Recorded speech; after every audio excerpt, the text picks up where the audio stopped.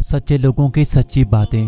اگر آپ کو ہماری یہ ویڈیو اچھی لگے، ویڈیو کو لائک، مزید ویڈیو کے لیے چینل کو ضرور سبسکرائب کر لیں، ساتھ میں بیل آئیکن کو بھی لازمی پریس کریں تاکہ ہماری روزانہ کی ویڈیو آپ تک پہنچتی رہے۔ دعائیں دینے والے سے بڑھ کر دنیا میں کوئی سخی نہیں ہوتا، دعائیں سمیٹنے والے سے بڑھ کر دنیا میں کوئی دولت مند نہیں۔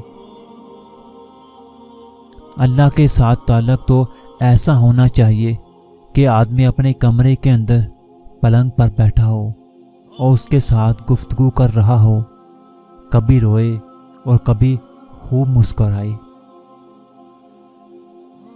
ضروری نہیں ہے کہ ہر رشتہ بے وفائی پہ ختم ہو، کچھ رشتے کسی کی خوشی کے لیے بھی ختم کرنے پڑتے ہیں۔ ہمارے ہونے یا نہ ہونے سے صرف ہمیں فرق پڑتا ہے، صرف ہمارا کردار ختم ہو جاتا ہے، کائنات میں کوئی تبدیلی نہیں آتی، کسی چیز پر کوئی اثر نہیں ہوتا۔ ایک درویش میرے جسم کو چھو کر بولا کہ عجب لاش ہے، سانس بھی لے سکتی ہے۔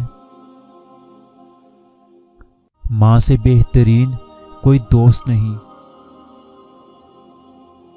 کوئی بھی گناہ ٹھوس دلائل اور وضاحت پیش کرنے کے باوجود بھی گناہ ہی رہتا ہے۔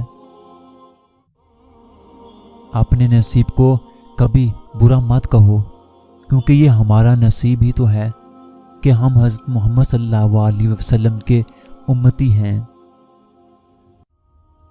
حضرت علی رضی اللہ تعالی عنہ نے فرمایا، صرف پیسے کا ہونا رزق نہیں، نیک اولاد، اچھا اخلاق اور مخلص دوست بھی رزق میں شامل ہیں۔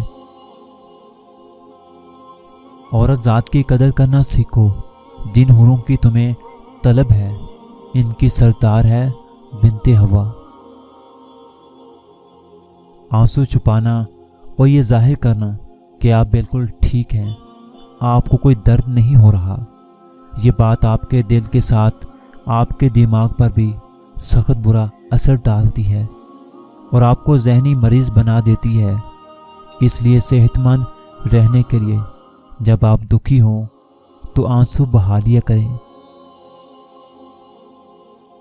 اور رسول اللہ صلی اللہ علیہ وسلم نے ارشاد فرمایا، باپ اپنی اولاد کو جو کچھ دے سکتا ہے اس میں سے سب سے بہترین ہدیہ اولاد کی اچھی تربیت ہے۔ 2 پل کی زندگی ہے جناب، اسے اللہ کو ہی راضی کرنے میں گزار دو۔